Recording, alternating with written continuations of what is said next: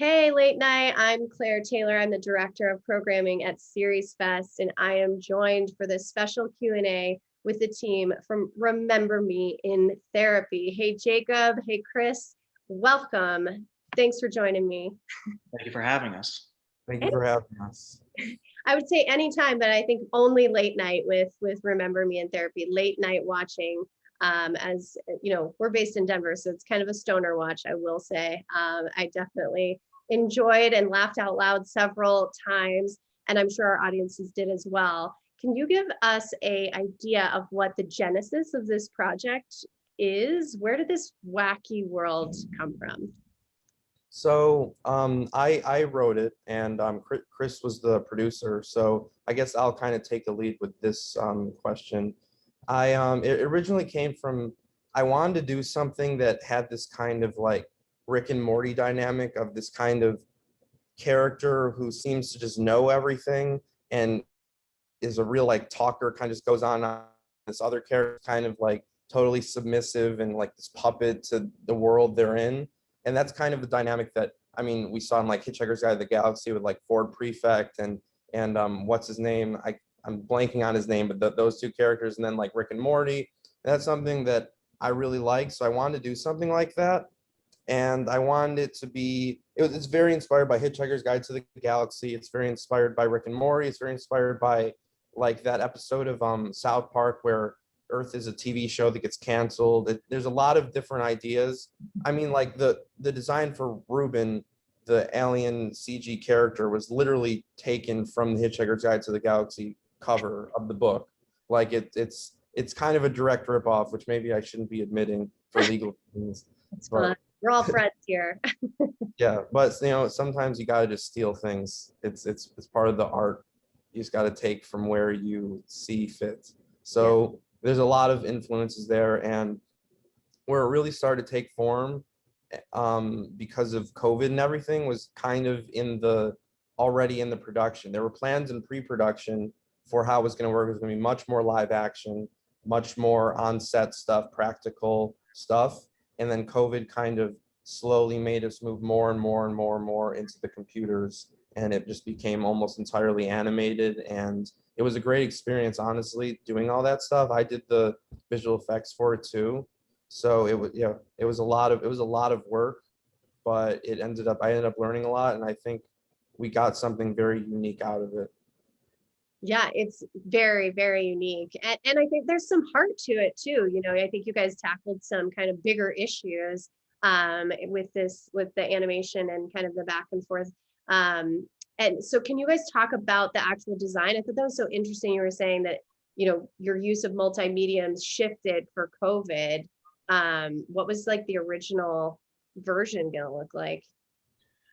So it was early on, he kind of came with me with the script and we were kind of looking for locations. So it was going to be, again, more practical on location type stuff. And then we already knew Ruben was going to be like CGI. So we were kind of already going towards that direction. And then he came to me one day and he goes, "Hey, I think we should shoot this all on a green screen." And I was like, all right, let's give this a try. I definitely was a little apprehensive because I've never like worked on something like that. Like there was always at least a set. But then we came onto the set. We had like, there was a studio near where we were gonna shoot, and it already had like a giant, almost not a full like 360, but it had like a decent size like green screen. So we came in. Oh, you want to jump in with the? It's called like a cyclorama green screen thing. Oh, cool. Yeah, I wasn't sure what it was called. But oh, sorry. Basically, we kind of came in. We did like a few VFX tests because, again, we planned it with like practical sets. So then we came in and we kind of shot a few tests, and then we kind of did like a demo, and we were like, okay, this is going to work. I think this is going to work. So that we spent about 6 days basically shooting and kind of figuring out as we were kind of going, like, okay, here's where this is going to be, this is where this is going to be. And it was definitely a learning curve we had to get over, but it like worked out. And then pretty much COVID came in and we kind of wrapped, and we were like, okay, this actually, like, we like wrapped right before the lockdown. Wow, that's incredible. Yeah, like days. And we were kind of like, this was like a blessing in disguise, because then Jacob was able to be like, okay, we didn't have to worry about anything. We don't have to worry about reshoots. We got it, and we could do whatever we want because of the green screen. So then most of quarantine was kind of just editing and doing the effects. So Yeah, this was our senior thesis for college, for undergrad, and we were probably one of the only films of like 60 that we're able to wrap and finish. We were going to do a little bit more, but then we got pretty much everything we needed, and the rest was able to be done in post. So we were really lucky in that regard. Well, and so Jacob, you did a lot of the special effects yourself. I mean, do you have any tips or tricks that you would want to share with anybody that's kind of tackling that? Sounds like I mean, not sounds like, you proved that you have major skill here. I mean, when he threw up a rainbow in the first like 30 seconds, it was like, whoa, that's really impressive. Tips or tricks for filmmakers that are moving into animation? Yeah, yeah, and thank you for appreciating all of that. It was a lot of work. I mean, it's like I would say that what a big thing you're going to want to do is, at least for a production like this, you're going to want to do a lot of test footage, a lot of tests before you do something to make sure it's going to work, first of all, because you want to kind of know where your knowledge is at, know where your ambitions are, know what your limit is, know what you're capable of doing, do physical tests, bring people into the green screen and try to do a shot and see how that's going to work. So that's like when you're for pre-production, that's what you want to do. In general, with like animation and stuff like that, a big thing is that you don't need to learn everything, because no one can learn everything. As much as I did, I still don't know everything about like I mean I used Maya for 3D, I used Mudbox for texturing things, another 3D program. I used Nuke for compositing and green screen.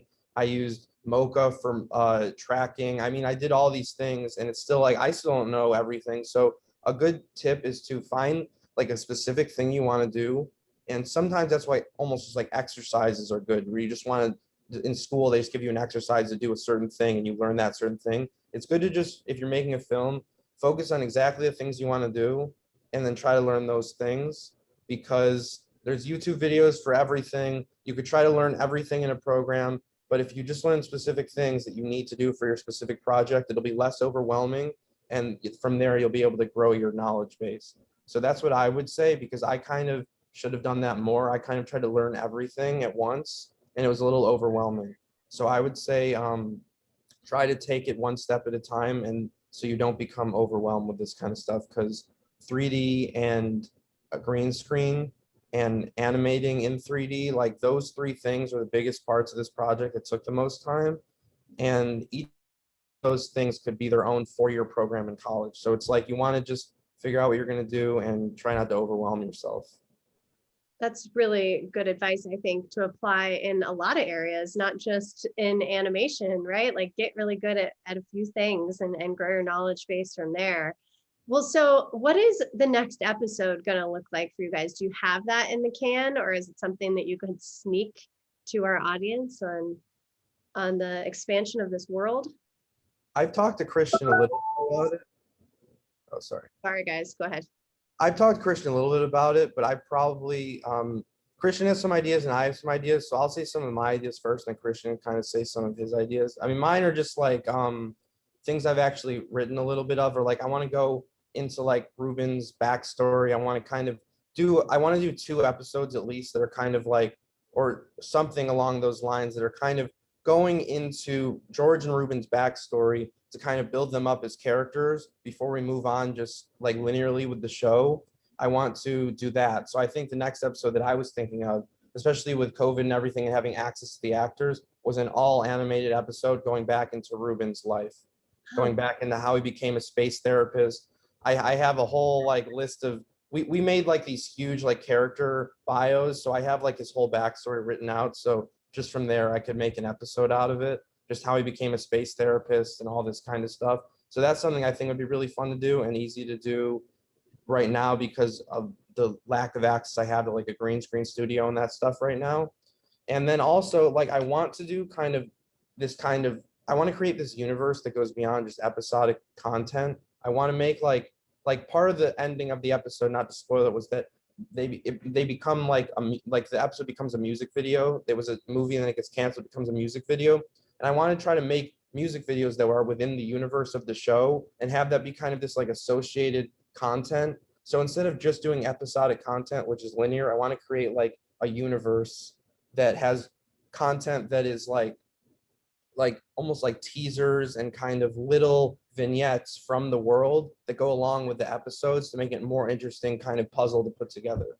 So that's kind of my idea. I love it. It sounds humongous. What about you, Chris? I kind of had similar ideas. I definitely think that continuing the story with George and Ruben, because we let again, without giving it away, it ends on a very like ambiguous note and kind of leaves the door open with so many possibilities. So that's where we're gonna go. I've wanted to kind of, since the girlfriend Audrey was only like hinted at in the episode, I wanted to kind of explore more of that relationship because we only get like a glimpse of it. We set up like these villains in the form of Glee Boys, so I wanted to explore more of them and kind of his almost like him and Ruben like on like a quest for like to avenge like Earth, and basically how they basically were just so blasé about the destruction. So that was one idea. And kind of what Jacob said, we're kind of building this whole universe with all these different ideas. So there was also ideas of it being almost anthology, like an anthology at times, where George Rubin's like could be like a story we come back to every once in a while, but then one idea could be another episode could be this one idea, one episode's another idea. Like kind of ideas I had was like there's an episode idea I had where it's essentially two aliens like trapped like on a ship together, and they get like cabin fever and think that the others like going after each other, but then there'll be like hints to the universe out there, kind of like what Kevin Smith did with the View Askew universe, where there's little references to everything.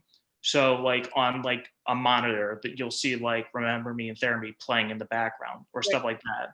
So like I think there's so much we could do.